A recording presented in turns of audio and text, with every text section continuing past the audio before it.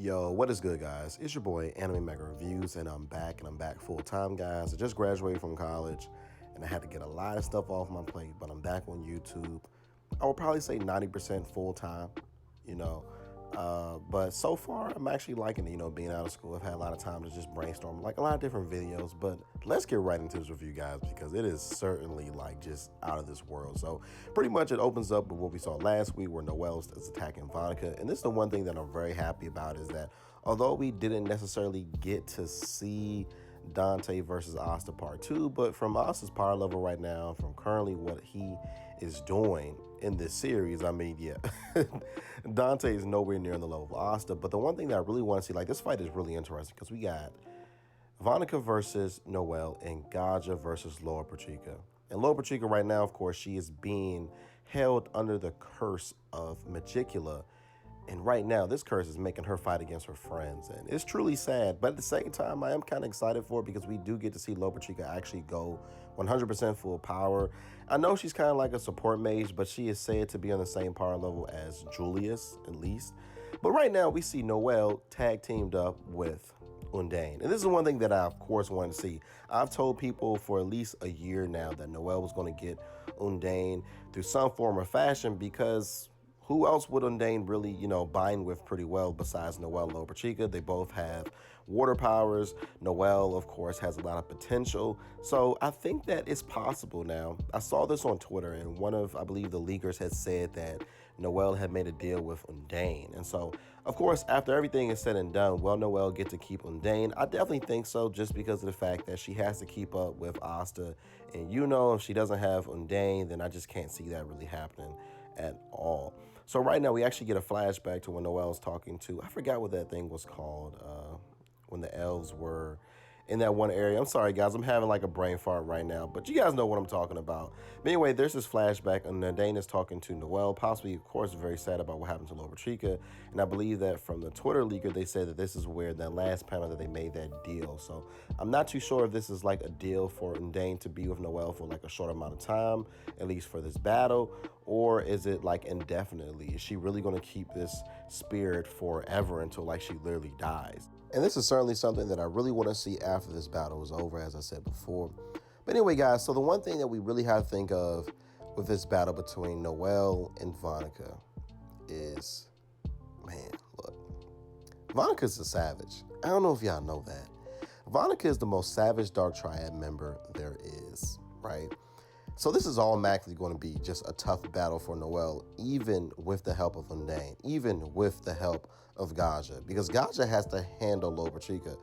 And that's actually a pretty good battle because Gaja has been around Laura Pachica for a very long time. So I am interested to see like what type of tactics and tricks that he's really going to use to deal with her, because naturally he should know all her moves.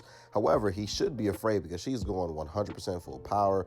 And I believe that I actually saw that in the last chapter that Vanica made a mention of that. Like, isn't it actually fun to go 100% and go all out? This is so sad right here. We see Laura Pachica cry because she knows she's about to give her friends like the business. She knows that she might kill Gaja, like legitly Gaja might die, guys. Like, this is like legitly so serious. Who knows, that actually may be the thing that causes the curse to break if Laura Pachica delivers that killing blow to our boy Gaja, and that automatically like snaps her out of it. But right here we actually see, check this out. So Undine is putting her hands on Noelle's shoulders, and they're forming this magic water ball right here, like it's really like encasing them. And look, if you guys had already guessed it, I gotta say this one thing. Congratulations, because this is something that we have all been speculating for some time in the Black Clover series, ever since we saw Undine and Laura Pachica go down, and after that Undine was left basically alone. So a lot of fans have speculated, like, who's Undine really going to bind with again, right? So we already said Noelle, but there's something else involved with this whole deal, guys. All right, we've been waiting to see this for so long. Spirit Dive Noelle. I theorized it, and I'm really happy to see it. Now, as far as the design, right? The design is pretty good. My only complaint is that it doesn't look that much different from Noelle's previous Valkyrie dress, but this Valkyrie dress is like a serious upgrade, and she hasn't even really used her ultimate magic yet. So, look, Noelle's got a lot in her bag, and I'm just going to say it right now. Yes, she is on the level of, a lot of people may get mad about that, say, what do you mean?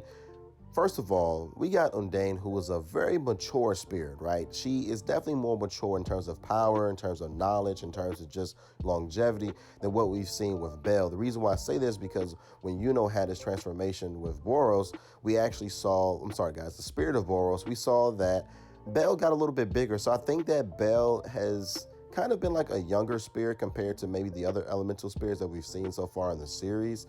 So I just can't wait to see what else Yukitaba is really going to bring out the bag as far as with Noelle.